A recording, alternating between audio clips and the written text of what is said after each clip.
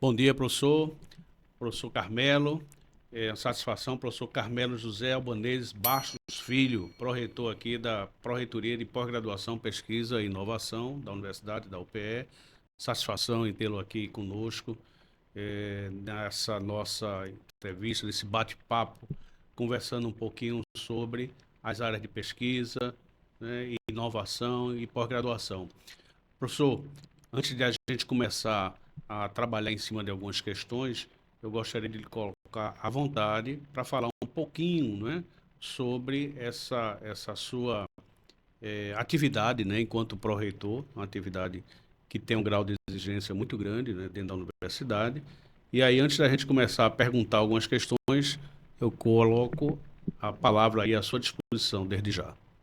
Eu queria iniciar agradecendo o convite.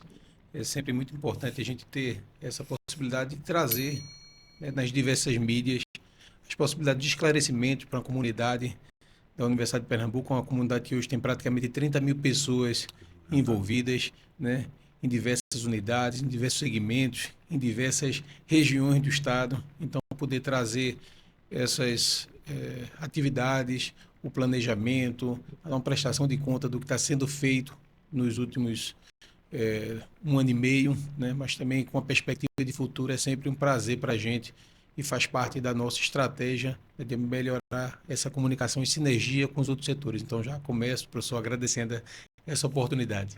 Fica à disposição para que aqui a rádio, né, ela está à disposição para a sua presença em qualquer momento que achar interessante, de algum projeto, de algum evento que queira divulgar, né, de alguma ação, né, pontual da Pró-Reitoria, a rádio está à sua disposição, viu? Professor, eu tenho feito aqui algumas entrevistas com os outros pró-reitores e pró-reitoras e eu sempre tenho iniciado as minhas entrevistas perguntando sobre um balanço, né, do que foi feito no ano anterior, de 2023, em relação à pró-reitoria da qual o senhor hoje gerencia. Então, eu gostaria de ouvir o que é que em 2023, né, em sua análise, né, como é que foi o ano de 2023 em relação às ações da Propege? Bem, a gente já participa das atividades da Propegi há bastante tempo, né? Desde 2004 que eu integrei como professor temporário, o quadro da universidade, depois com o efetivo em 2006 e desde janeiro de 2006 que de alguma forma estou ligado à Propegi, né? No primeiro momento como responsável pela pesquisa da Escola Politécnica de Pernambuco, onde a gente tem boa parte dos cursos de tecnologia da universidade, depois como coordenador setorial, até 2015 tendo tido a oportunidade de trabalhar como coordenador geral de pós-graduação. Depois segui para uma missão, né, designada na época pelo nosso ex-reitor, né, professor Pedro Pedro. Falcão, e a gente teve a oportunidade de trabalhar durante 7 anos, né, no primeiro momento como gestor do Parque Tecnológico de Eletroeletrônicos, né, no Curado. É um Sim, parque voltado para apoio à indústria, né, que é um setor importante também para o estado de sim, Pernambuco. Depois, no gabinete, né, como diretor de ambientes de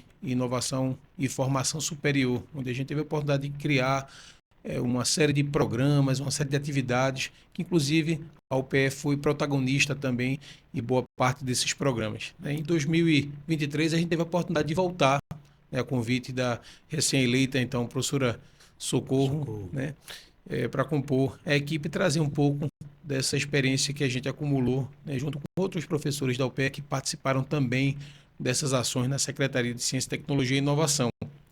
E o olhar foi de construção, de continuar um processo de construção. Então, já queria publicamente, inclusive, agradecer às outras gestões, as gestões que a gente teve, desde a professora Aronita Rosenblatt, a professora Viviane Colares, a professora Tereza Cartacho, o professor Sérgio Campelo. Foram gestões onde as pessoas se preocuparam em, né, aproveitar o que tinha sido construído no passado, né, e projetar um futuro onde a gente possa melhorar as ações da Pró-Reitoria de Pós-Graduação, Pesquisa e Inovação.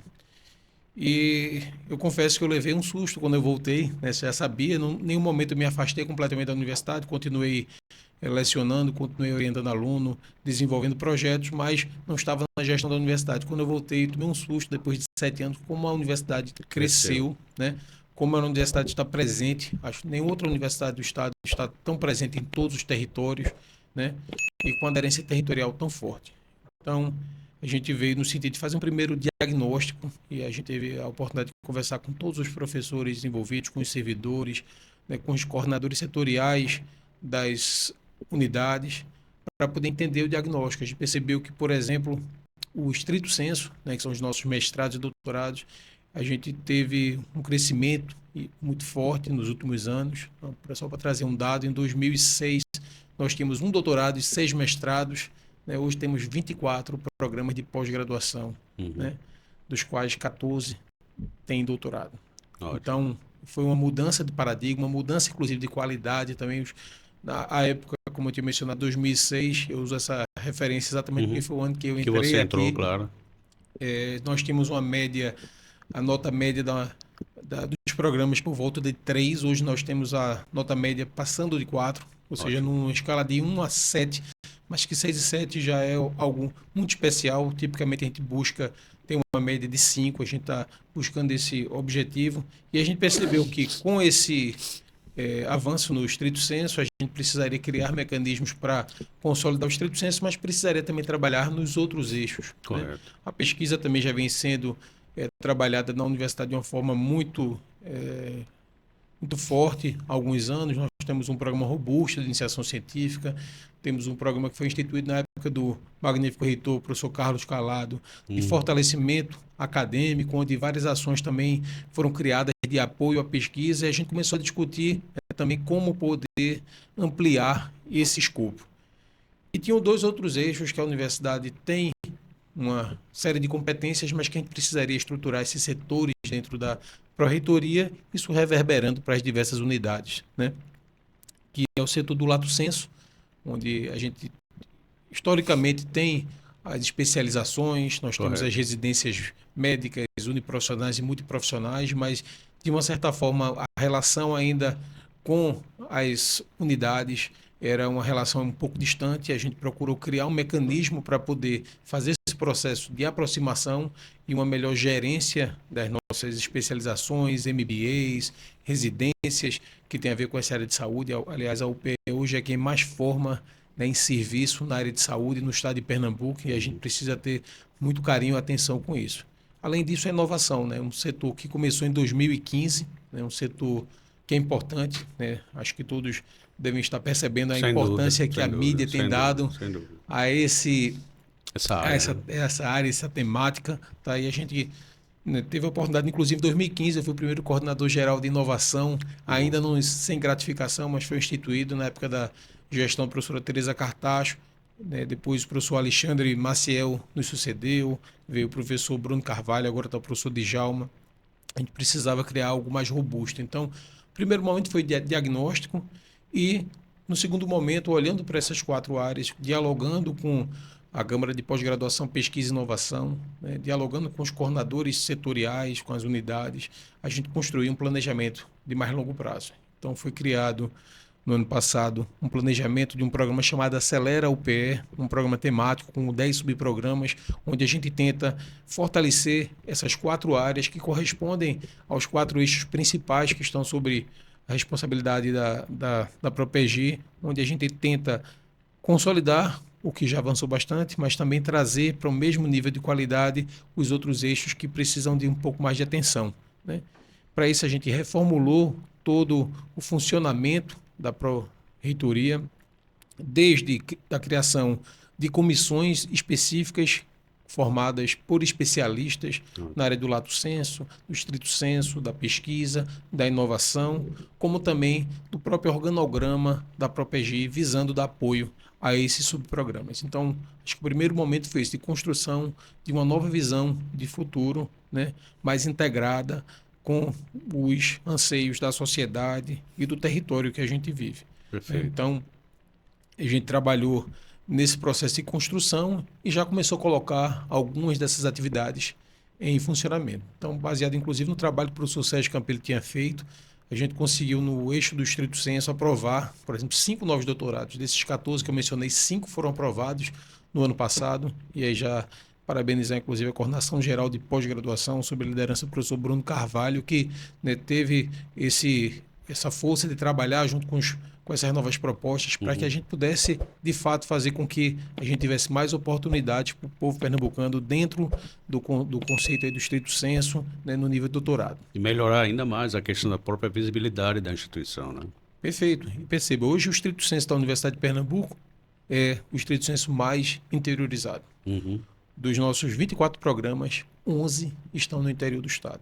Isso é um tesouro que nós temos na universidade, que a gente precisa fazer com que, inclusive, as outras instâncias, tanto o governo do estado, federal, as agências que trabalham com as políticas públicas, né, de desenvolvimento territorial, elas saibam disso, porque é o primeiro mecanismo. A gente tem pessoas qualificadas, não adianta a gente ter programas, por exemplo, de estado, se a gente não tem pessoas qualificadas que vão poder executar esses programas e criar mecanismos de qualificação, né, nos diversos níveis, para que a gente possa ter essa consolidação. Então, a gente fica muito feliz nesse sentido, né, de já ter podido dar essa contribuição. Obviamente, boa parte dessa estruturação, como eu tinha mencionado, foi feita pelo professor Byron Leite, né, sob o comando do professor Sérgio Campelo, mas que a gente continua mantendo essa perspectiva. Tanto que hoje, na pós-graduação, a gente não tem a ideia de criar muitos novos programas de pós-graduação. Acho que hoje já temos um número bem razoável, interessante, talvez com espaço para mais alguns programas. Então, talvez a gente no futuro próximo ter mais 4 ou 6 programas.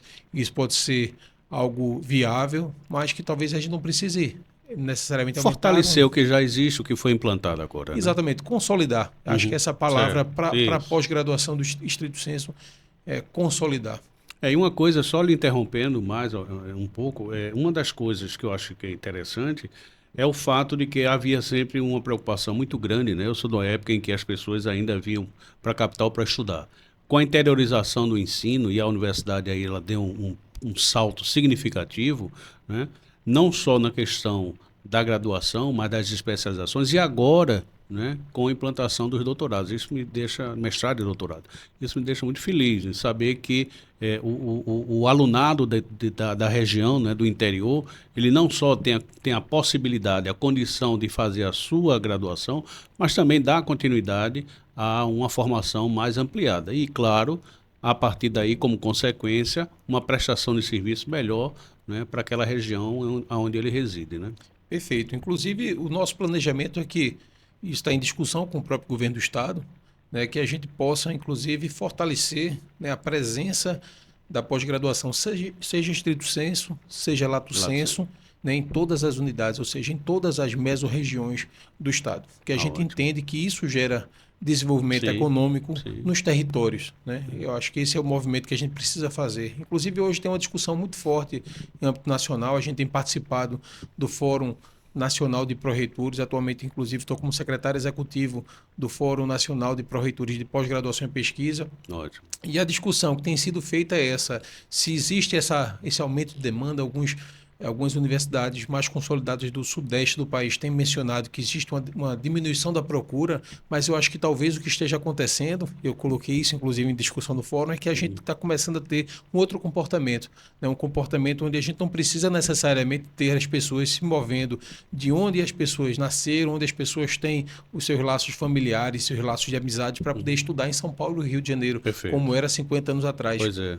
Metade da produção acadêmica, né, há 20, 30 anos atrás, inclusive saiu um estudo recente agora, né, pelo CGEE, encomendado pelo Ministério de Ciência, Tecnologia e Inovação, mostrando que há 25 anos atrás, mais da metade da produção acadêmica ficava concentrada no Rio de Janeiro e em São Paulo, e que isso mudou nos últimos anos, inclusive por esse processo, né, por essa política de interiorização, distribuição, né, ao longo das regiões. Primeiro, no primeiro momento, inclusive com a reserva de recursos para Norte, Nordeste e Centro-Oeste, né, os editais, inclusive CNPq, FINEP, CAPES, etc., com uma política de reservar pelo menos 30% dos recursos para essas regiões, que no primeiro momento, obviamente, no caso do Nordeste, se colocou no litoral, mas no segundo momento a gente começa a ver um desenvolvimento muito forte, né? Temos alguns exemplos, no caso da UPE, 3 unidades são muito bem consolidadas já no eixo de pós-graduação. Nós temos a Nazaré da Mata, com uma série de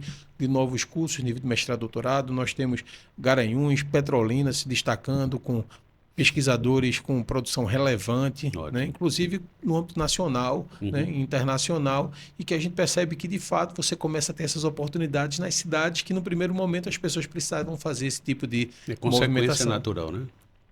Perfeito, exatamente. Ótimo, professor.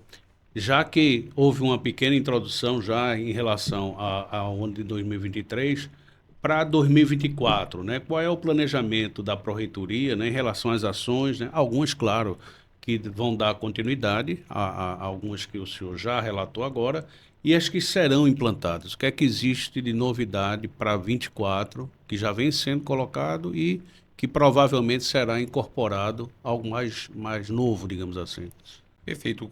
No estrito senso, como eu tinha mencionado, a gente vem fazendo um esforço de participação em redes, em programas em redes, onde a gente também possa atender algumas áreas que ainda não estão contempladas. Então, notadamente, por exemplo, a área de ciências sociais aplicadas, a gente ainda tem espaço para crescimento nessa área e a gente vem fazendo esse tipo de esforço, inclusive tentando participar dos programas induzidos pela CAPES.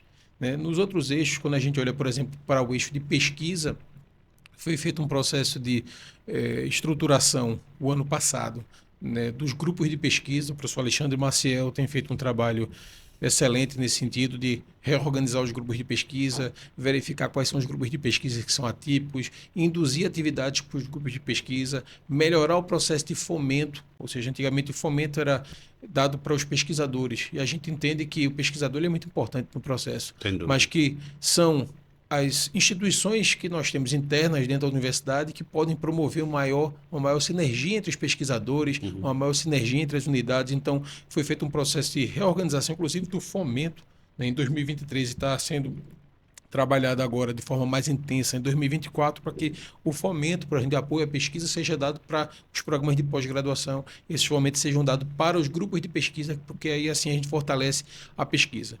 2024, o que começou a ser feito agora é trabalhar com a questão da infraestrutura. No primeiro momento, a gente precisava trabalhar com as pessoas.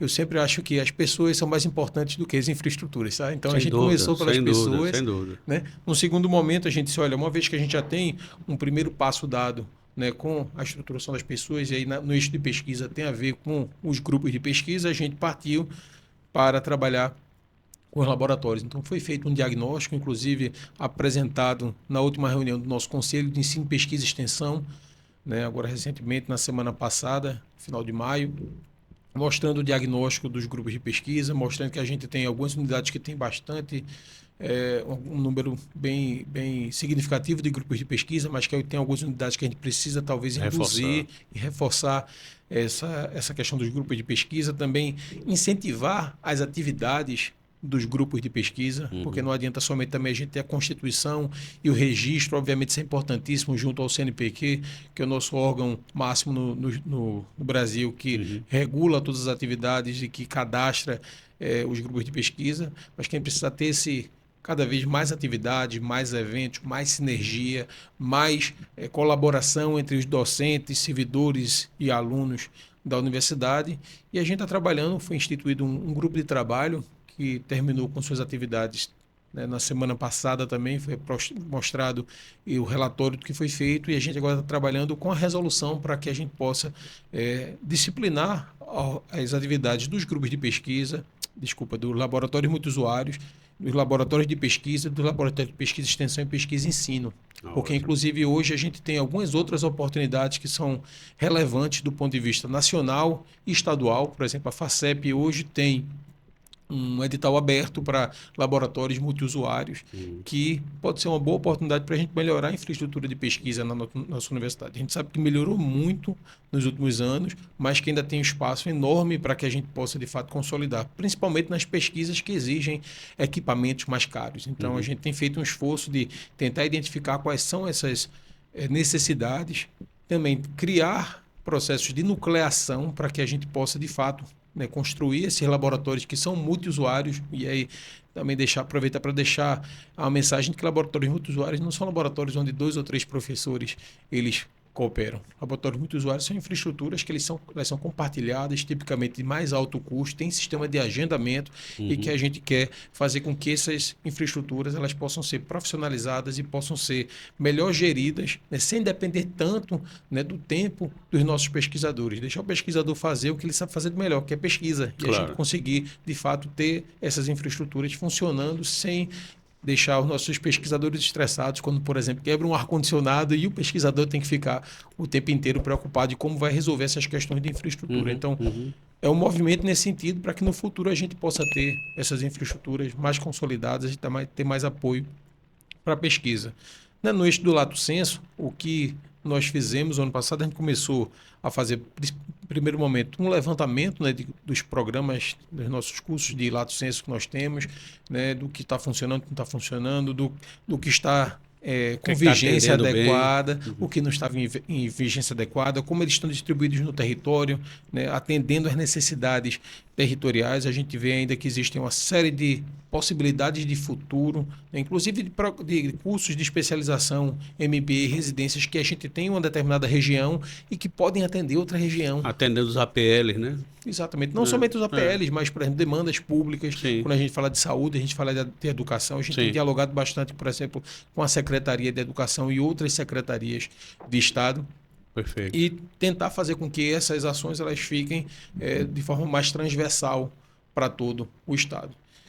Também está sendo feito um trabalho que começou ano passado, né, de levar esses cursos do Lato Senso, né, das nossas especializações MBA e as residências médicas e unimultiprofissionais para um sistema de gestão, porque assim como nós temos para graduação o sistema de gestão que é o SIGA, nós temos o Átrio para pós-graduação, né, que estão funcionando, consolidados, obviamente sempre com uma oportunidade de melhoria, mas funcionando. No Lato Senso nós não temos esse sistema ainda. Então está sendo feito um esforço para que a gente tenha um sistema de gestão acadêmica onde a gente possa fazer o acompanhamento, os alunos possam, por exemplo, saber quais foram as notas, as disciplinas, se matricular, etc. A própria pró-reitoria também poder administrar isso de uma maneira mais fácil, gerar relatórios circunstanciados. Isso é fundamental. Então a gente tem feito esse trabalho, assim como dentro do eixo do Lato Senso a gente também tem trabalhado num planejamento e em ações para aumentar a sinergia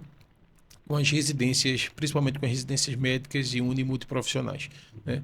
Acho que era algo que, até por questões históricas, foi criado pela Secretaria de Saúde, junto com as unidades, muito próximo dos hospitais, e a gestão central ficava um pouco distante disso. E aí foi uma encomenda da nossa magnífica reitora, a professora Socorro, para que a gente fizesse um processo de aproximação. Hoje, nossa gerente do Lato Senso, a professora Daniele Moura, tem participado de forma sistemática das reuniões da Coreme, da Coremu, né, colocando a pró-reitoria à disposição para discutir e melhorar os processos, uniformizar a qualidade dentro das residências. A gente sabe que é um desafio grande porque são 70 residências médicas e unimultiprofissionais dentro da universidade. É um contingente enorme.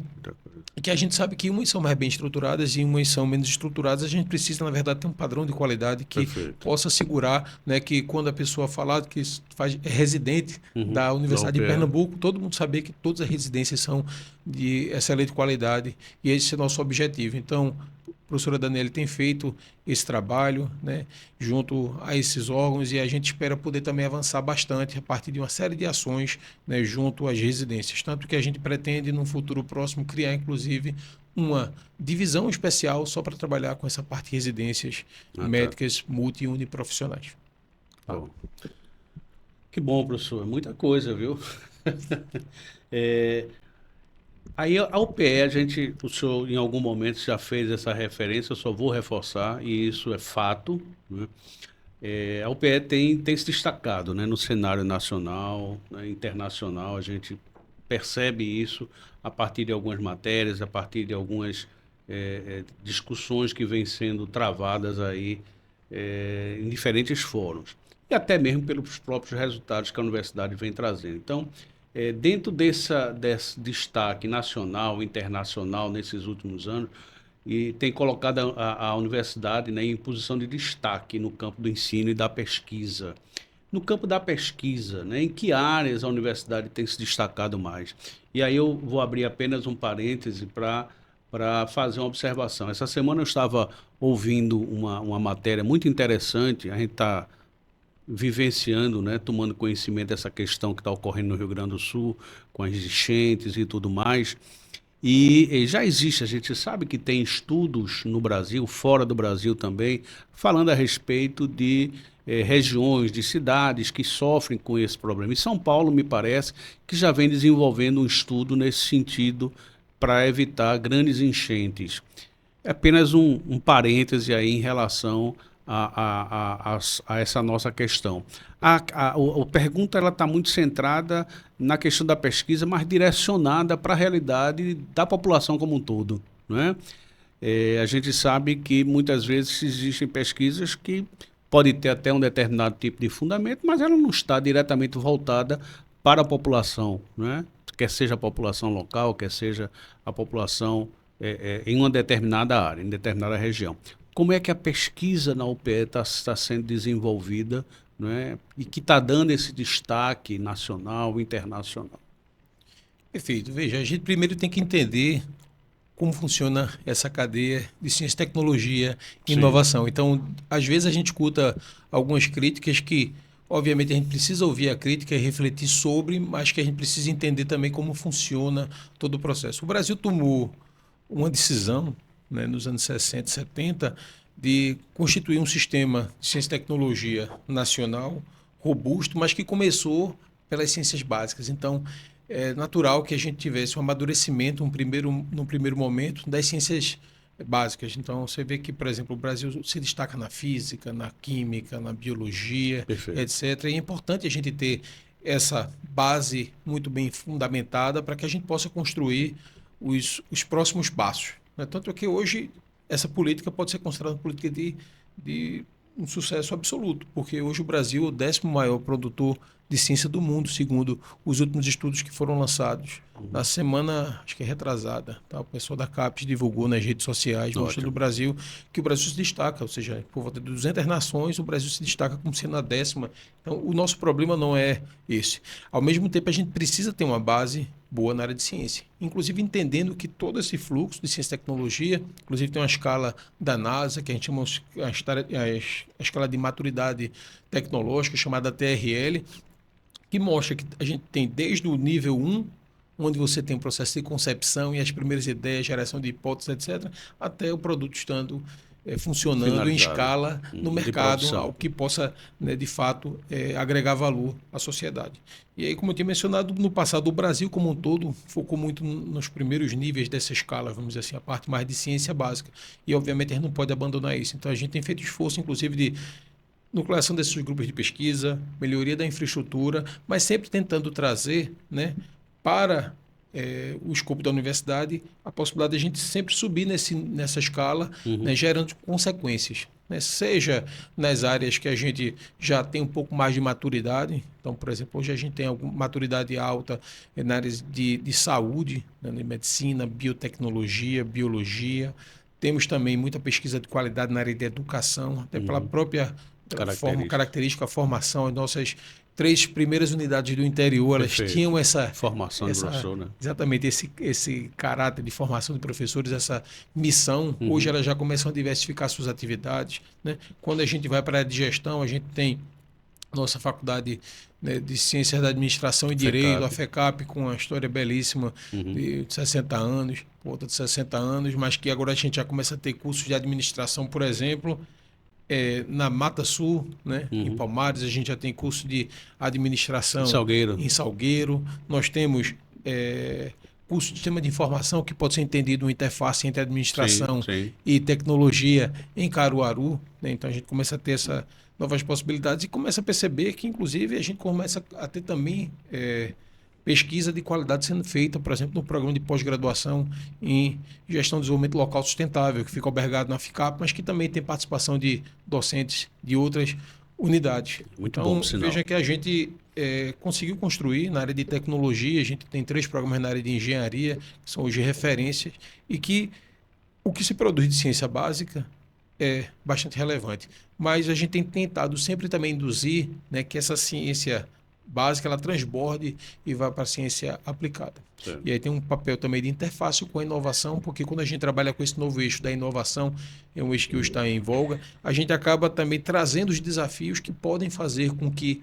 os nossos docentes que, ora, estavam trabalhando com determinadas temáticas, que são temáticas mais globais ou temáticas mais filosóficas, a gente não pode também deixar nunca de ter isso. A universidade é o espaço para a gente poder ter de pensar. esse espaço de pensar, mas que uma parte das pesquisas, sim, ela precisa estar direcionada para ajudar a resolver os problemas da sociedade. Perfeito. Inclusive, usando como base as outras pesquisas que às vezes são, né, como algumas vezes a gente escuta o Sexo dos Anjos, na verdade, precisa ter gente pensando nessas questões mais filosóficas. Só para trazer um exemplo, hoje cada um de nós temos um telefone celular, seja no bolso, em cima da mesa, tá? E só foi possível porque há 200 anos atrás uma pessoa criou uma álgebra chamada George Boole, um pesquisador, criou uma álgebra que ficou engavetada durante 100 anos, que há mais ou menos uns 80 anos atrás, um outro pesquisador pegou essas ideias, transformou em técnicas, né, do que a gente hoje chama de eletrônica digital,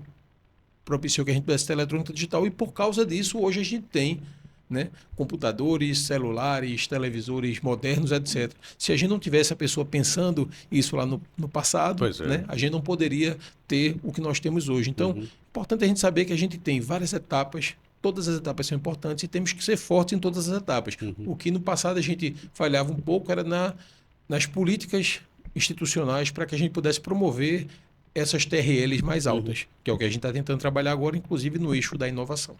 Que bom. Ótimo, professor. E aí, pegando carona, né, o senhor parou aí na sua fala em inovação e eu vou pegar ela agora para dar início à nossa próxima questão.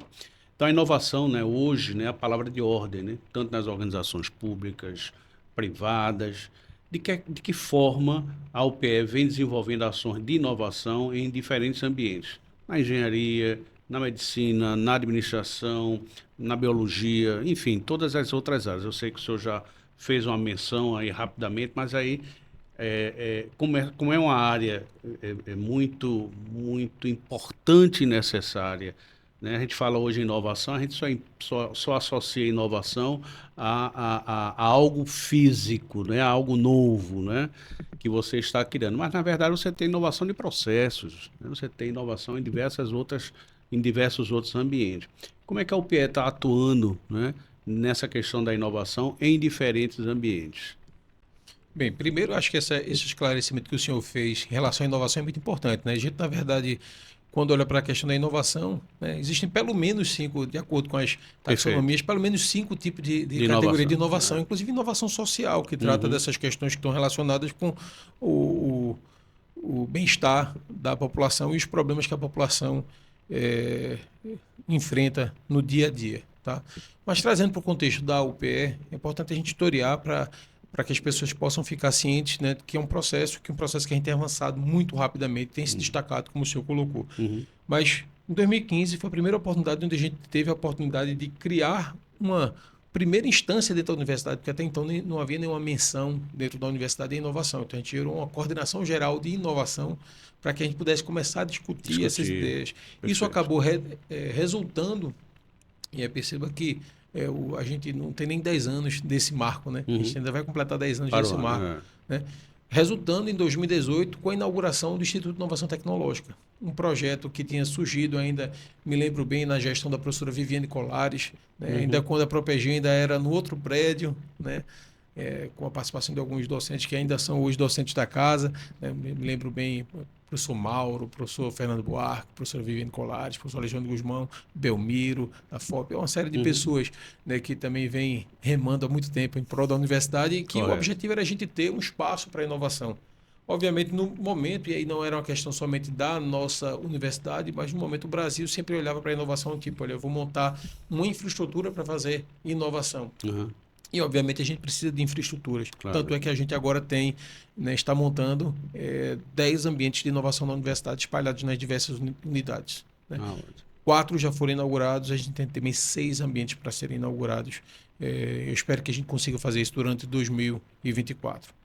Mas A inovação não se trata de infraestrutura, não se trata de sala, cadeira, Sim, mesa, sim, né? sim. É um conceito muito mais avançado do que isso. Então, a gente teve, no primeiro momento, a possibilidade de desenvolver esse projeto, né? Que teve uma série de mudanças e talvez tenha sido até importante que a gente tenha mudado e refletido ao longo do tempo para que a gente pudesse hoje ter Com os mais acertos maturidade, com né? mais maturidade, exatamente, mas só em dezembro de 2018 que a gente conseguiu inaugurar o nosso Instituto de Inovação Tecnológica, que fica no campus Parquetel, né? Fica Sim, sim, sim. naquela região na saída Lá da do Curado. cidade e que foi pensado para exatamente para, no primeiro momento, o objetivo era atender mais também o setor industrial, e aí o setor industrial não está dentro do, né, inclusive as pessoas até às vezes criticavam, diziam, mas está longe do Porto Digital, disse, mas tem que estar longe do Porto Digital. O objetivo para o qual aquele Foi ambiente foi criado destinado. não foi para estar necessariamente perto do Porto Digital, a gente tem que estar perto do Porto Digital em outras ações, e a gente Sim, tem feito sim.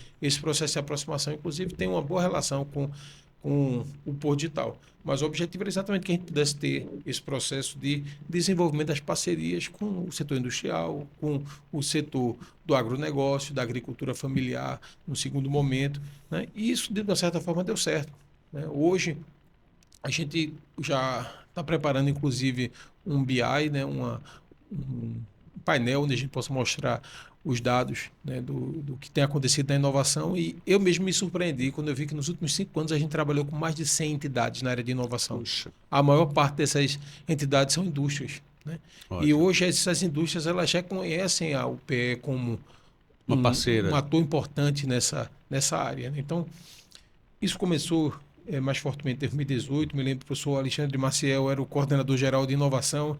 Eu estava na secretaria à época e que eu via o trabalho que estava sendo feito, né? Inclusive assim, como gestor do governo, vi o trabalho dele ir visitar, né?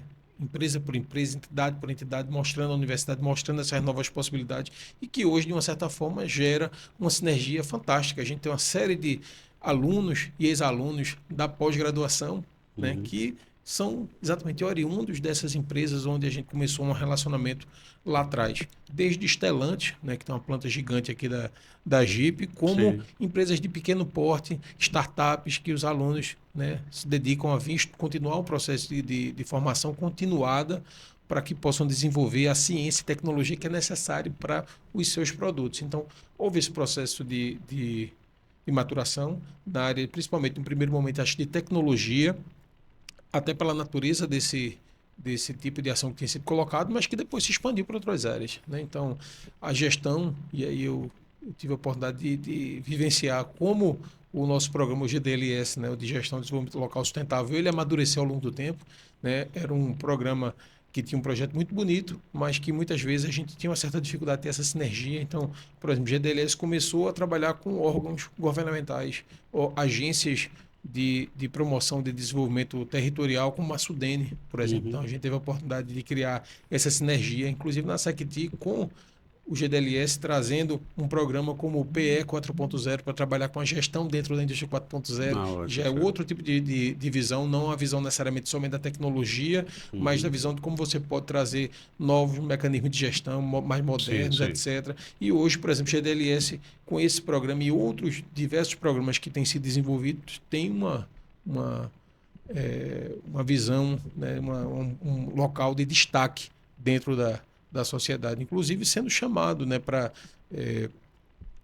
participar de diversas atividades junto ao próprio governo do Estado, a partir de alguns convênios com as secretarias. Eu acho que é um pouco nisso, né? Essa minha próxima pergunta, tem muito a ver com essa questão dessas parcerias, né?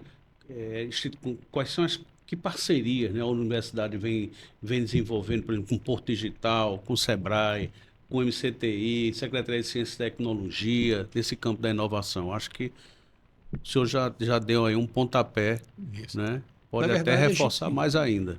na verdade, a gente já vem trabalhando isso de forma ampla, né? Então, a gente hoje institui, inclusive, uma gerência de parceria e articulação, Ah, ótimo. onde a gente tem, toda semana a gente tem diversas agendas. Hoje a gente já tem, né, além dessas empresas, que é muito importante esse processo de cooperação com o setor empresarial, a gente entende que também tem que ser relevante para governo e terceiro setor. Tá? Claro. Então, hoje, Só que secretarias do governo do estado, a gente já tem convênios, né, desenvolvendo inovação em conjunto com, por exemplo, a Secretaria de Meio Ambiente e Sustentabilidade, na área de primeira infância, a Secretaria de Planejamento, a Secretaria de Fazenda, Tribunal de Contas do Estado. Se a gente for continuar aqui, é uma lista gigante, né, de coisas que já estão acontecendo e que são relevantes. Ontem teve o lançamento do programa Plantar Juntos, pela Secretaria de Meio Ambiente e Sustentabilidade, com a presença da governadora e vice-governadora, onde, por exemplo, a tecnologia que foi desenvolvida para esse programa foi construída oriundo da universidade. Um convênio de inovação com a universidade, ou seja, a universidade trabalhando para o melhor funcionamento do próprio governo do estado e suas secretarias, né? A gente pode trazer outros exemplos aqui, por exemplo, o programa que está sendo feito na área de primeira infância, porque já traz a inovação para um outro eixo, que a universidade é muito forte, que é a parte de educação, onde a gente tem uma residência tecnológica, né? Está sendo conduzida, inclusive, coordenada pela nossa unidade na Mata Norte, né? Que tem trabalhado com a capacitação de pessoas para trabalhar a primeira infância de forma holística junto aos municípios. Veja como isso é importante. Muitas vezes a gente tem a questão da assistência social desassociada da educação, da psicologia, da saúde, quando isso precisa caminhar de forma integrada. E o olhar tem sido de apoiar essas boas iniciativas, né, que têm aparecido e como a gente pode colocar a nossa universidade, que tem tantos saberes, competências e habilidades em prol do desenvolvimento, né, dos diversos eixos que o Estado precisa atuar.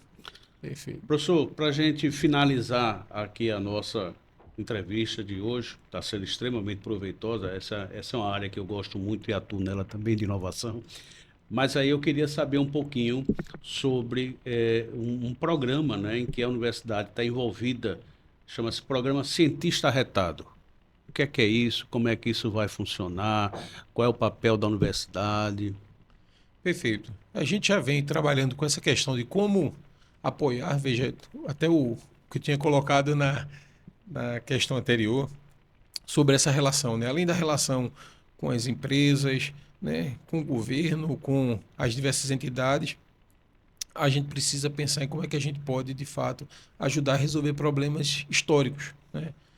A gente participou, inclusive, como universidade, né, muito fortemente dos programas que criam redes em prol desse desenvolvimento local, territorial, etc., como foi o Locus da Inovação, né, que a gente teve 2 rodadas, uma em 2020 e outra em 2022, né? A primeira turma começou em 2021, a segunda em 2022, 30 locos com consórcios em prol da inovação no estado. A UPE, na primeira rodada, a UPE, inclusive, foi protagonista, coordenando, se eu não me engano, foram 8 dos 15 locos de inovação, mas que a gente tem diversas instituições participando de cada um desses locos. Agora foi reeditado com as redes de inovação que geram essas novas possibilidades de futuro, mas existia já inclusive quando eu estava na secretaria, um esforço muito grande de tentar aumentar a sinergia com o próprio governo, ou seja, não somente com os setores econômicos, mas com o próprio governo. Foi criada na época Quando o senhor fala governo, desculpa, está falando nas 3 esferas, municipal, estadual, federal ou especificamente do governo do Estado? Nesse caso, especificamente do governo do Estado, né? A gente teve algumas ações importantes com o governo federal, por exemplo. Hoje a gente tem coordenado, inclusive, uma ação junto ao Ministério de Integração e Desenvolvimento Regional e a SUDENE para promover desenvolvimento territorial, principalmente usando novas tecnologias.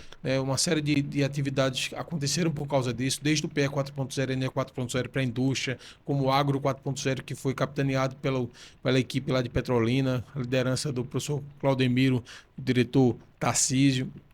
Tá? Mas também a gente resolveu focar no Estado. A Universidade Estadual, a gente pode cooperar com a Prefeitura, inclusive teve recentemente o anúncio de uma nova força-tarefa para o de inovação, Universidade com C, né? Que é exatamente para tentar aumentar a sinergia entre as instituições de ciência e tecnologia na capital pernambucana, mas a gente tem que lembrar que, ao mesmo tempo que a gente tem que cooperar a nível federal e nível municipal, né, nos diversos municípios que compõem o Estado, a gente precisa também apoiar o Estado, porque o Estado só tem uma universidade estadual diferente. Por exemplo, o Paraná, que tem 7 universidades estaduais, ou que a Bahia, que tem 4 universidades estaduais.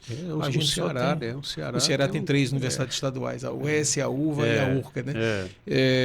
A gente só tem uma. Então, a gente precisa dar esse tipo de suporte, a gente precisa ser parceiro do governo do Estado. E aí, veja, esse programa do cientista Arretado. arretado, ele veio baseado numa proposta que foi inclusive lançada pelo governo do estado do Ceará na gestão anterior, que era o cientista-chefe.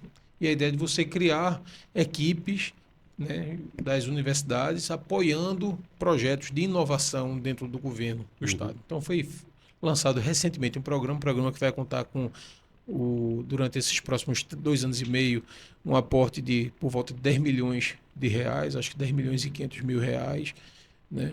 E que vão ser selecionadas 10 secretarias, onde vão ser colocados quais são os desafios para que equipes das universidades possam se candidatar e possam apoiar nesse desenvolvimento, né, de soluções que possam combater alguns problemas históricos que a gente tem no Estado, né? Então, o primeiro momento foi de lançamento, nossa magnífica reitora estava lá na mesa de honra, acompanhando o dispositivo de honra, junto com a governadora e os outros reitores, onde a gente assinou, né, o termo de adesão. Isso, mas que agora a gente está esperando o segundo momento, onde vão ser, né, foi publicado o edital guarda-chuva pela FACEP, está esperando o terceiro momento, na verdade, né, que vai ser exatamente o lançamento e quais são esses desafios para que a gente possa, de fato, de acordo com o cronograma, a gente possa apresentar propostas. E aí, obviamente, a gente está ávido por esse momento para que, quando haja esse lançamento, a gente possa ter rapidamente essas informações e a gente possa articular dentro das nossas diversas unidades, dentro dos nossos diversos programas de pós-graduação estrito sensu, quais são os grupos de pesquisa, etc., quais são as competências que nós temos para apoiar nessas frentes, né? Eu acredito que muitas dessas frentes já vão ser em áreas que a gente já tem cooperação com algumas das secretarias de Estado, então eu acho que a gente já vai ter, por causa disso, várias possibilidades, né, de concorrer, inclusive com chance de êxito nos certames, e nós pretendemos, assim que a gente tem essas informações, poder mobilizar toda a comunidade acadêmica da UPE para que a gente possa continuar apoiando o governo do Estado, que é uma das missões da nossa universidade. Uma das áreas que eu acho que é muito interessante, que isso vem sendo objeto de discussão, principalmente na Europa, e já chegou aqui no Brasil há um certo tempo, que é o conceito das Smart Cities, né? Quanto mais a gente puder trabalhar com inovação dentro dessa visão das Smart Cities, eu acho que a gente passa a ter, pelo menos, uma qualidade de vida melhor, a gente passa a ter uma visão em relação aos investimentos que as instituições de ensino, né, principalmente as universidades, passam a adotar. Instituições que lidam com inovação passam a entender, né, melhor a importância de promover para o cidadão local, né, dentro desse conceito das Smart Cities, um sentimento de que ele está sendo atendido naquilo que ele efetivamente gostaria de ser, né? No que diz respeito a transporte, no que diz respeito aos serviços públicos de uma forma geral, né? No que diz respeito ao ensino. Como é que a universidade está pensando e discutindo essa questão das do Smart City, desse projeto Smart City aqui no estado de Pernambuco? Veja, na verdade, a gente já está alinhado com isso há muito tempo. Se você olhar todos os documentos de estratégias de desenvolvimento e inovação dos últimos 10 anos, você vai ver que eles sempre apontam para 4 áreas. E uma delas é exatamente a área de cidades inteligentes. A UPE está antenada nisso, né? Inclusive, ontem teve um outro anúncio interessante, né? Acabou de ser lançado um edital da FACEP, né, que visa criar um Instituto Pernambucano de Ciência e Tecnologia na área de cidades inteligentes, né? Já tinha sido lançado durante a Conferência Regional de Ciência, Tecnologia e Inovação, que aconteceu no mês passado, né, o lançamento de um edital para um Instituto Pernambucano de Ciência e Tecnologia na área de energias e transição energética, né? E agora a gente está com esse de cidades inteligentes. Então, tive inclusive a oportunidade de conversar ontem com a secretária de Ciência, Tecnologia e Inovação, a professora Mauricélia, com a presidente da FACEP, né, que foi quem homologou e publicou este edital, a professora Fernanda Pimentel. Inclusive, ela incentivando que a UPE participasse. Por quê? E aí a gente traz para a discussão aqui os temas que a gente vem trabalhando já de novo com as secretarias estaduais. Hoje a gente tem uma plataforma de cidades inteligentes, que é na palma da mão, começou com um projeto com a Prefeitura de Cabrobó, uma plataforma que já está em funcionamento, né, com uma série de serviços urbanos de educação, de saúde funcionando, né, inclusive foi premiada agora pelo Sebrae, no prêmio de Cidades Inteligentes Cidades do inteligentes, Sebrae, ou perfeito. seja, a gente tem esse projeto de muito sucesso, conduzido por nossa professora Márcia Macedo, que é brilhante nessa área, nossa gerente de inovação, inclusive, ela acumula as duas funções hoje em dia na universidade. Inclusive, a gente tem interesse de ampliar as ações e tem buscado professores, pesquisadores, né, e alunos que queiram participar, né, de atividades relacionadas para que a gente possa, inclusive, ampliar, porque a gente começou com Cabrobó, agora está terminando o processo de implantação em Vitória de Santo Antão, que já é a sexta economia do estado de Pernambuco, Sim. sexto maior município do estado de Pernambuco, por causa principalmente das atividades industriais que lá estão. Isso.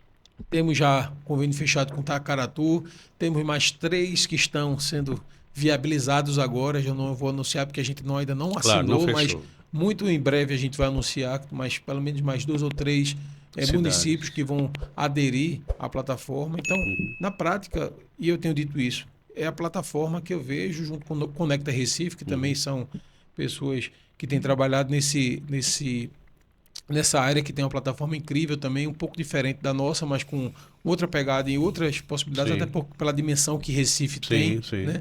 Que trazem essas novas possibilidades para as cidades. E hoje a gente tem algo que, de fato, é cidades inteligentes na veia, chegando na população, gerando a possibilidade de melhoria. De forma mais prática e objetiva. E isso gerando melhores possibilidades de gestão por parte da gestão municipal, dos secretários municipais, do prefeito. Então, o nível de satisfação que a gente vê, né, das prefeituras é incrível. E aí isso também remete a outros eixos que também tem a ver com cidades inteligentes, como, por exemplo, a nossa plataforma, que é o Recicla, que trabalha com os resíduos sólidos, ou com essa plataforma que foi lançada ontem, que é o Plantar Juntos, que trabalha com o eixo também de como a gente pode melhorar, tornar as cidades mais resilientes. Porque a partir do momento que a gente começa a ter a possibilidade de ter esse mapeamento de como a gente pode plantar árvores, monitorar isso, como é que está a temperatura, como é que está a saúde da vegetação, também a gente está gerando... A prever situações, né? Exato. Talvez se a gente tivesse investido nisso há 20 anos atrás, a gente não tivesse sofrendo tanto como a gente está sofrendo vendo as catástrofes que estão acontecendo, né? Ou seja, obviamente existe uma questão natural, mas também existe uma questão de como a gente pode usar ciência, tecnologia e inovação para minimizar, mitigar os efeitos do que está acontecendo ao nosso redor. Talvez a nossa tecnologia, à época, não fosse tão desenvolvida como ela está hoje, né? Para poder oferecer alguns elementos, né, que fossem facilitadores como hoje a gente tem, né? Professor, olha, eu extremamente satisfeito, feliz, né, em ouvi-lo, saber que a universidade, mais uma vez, ela se projeta, principalmente também no campo, né, da pesquisa e agora também da inovação. E aí, os nossos minutos finais, a gente vai deixar a fala para que o senhor possa finalizar, né, e fazer as suas considerações finais e a gente encerrar o nosso programa. Fique à vontade. Perfeito. Eu que agradeço a oportunidade, está sempre à disposição para dialogar, seja das mídias da própria universidade, seja também com os docentes de forma direta. Então, estão todos convidados a comparecer à pró-reitoria, tomar um cafezinho. A gente também tem feito um trabalho de ir sistematicamente às unidades para poder conversar com as pessoas, ouvir quais são as críticas, um processo construtivo de tentar melhorar. A gente sabe que temos uma universidade em construção, né? E agradecer a toda a equipe da ProPG que tem dado apoio para que tudo isso que a gente mencionou aqui pudesse acontecer e principalmente a nossa comandante e nosso comandante, a professora magnífica reitora, professora Socorro Cavalcante, professor José Roberto Cavalcante, né, que tem dado todo o suporte para que a gente pudesse ter, né, o espaço para poder discutir com a comunidade, discutir com as unidades, né, quais são as políticas que a gente acha que são importantes para que a gente pudesse colocar isso em prática e eles não têm poupado esforços, né, para apoiar nesse crescimento da universidade, nesses eixos que são importantes, assim como todos os eixos, né? A gente acredita muito numa gestão onde todos os eixos eles precisam estar equilibrados. A gente tem visto também que os outros pró-reitores, a Extensão e Cultura, o professor Alberto, o professor Hernani, na graduação, tem feito um esforço enorme nas pró-reitorias acadêmicas para que a gente pudesse também ter uma melhoria, né, constante e qualidade nos outros eixos, assim como as pró-reitorias, né, de apoio, que é quem propicia, né, que a gente possa, de fato, viabilizar essa suas execução, ações. né? Exatamente. Como também as outras diretorias, né, que têm sido feito um trabalho fantástico na comunicação, professor Carlos, na internacionalização, professor Igor, né, na diretoria de educação à distância, professor Renato, grande parceiro de muitas horas. Tá? Então, a palavra é gratidão e se eu pudesse colocar outra palavra, é parceria, está à disposição. Tá bom? Professor, Obrigado, mais uma professor. vez, queremos agradecer, queremos dizer que a Rádio Web está à disposição da Propegi, né, para que ela possa divulgar, trazer mais informações, projetos novos, inovadores, né, e estamos aqui à disposição para fazer essa divulgação. Desde já agradecemos. Eu que agradeço.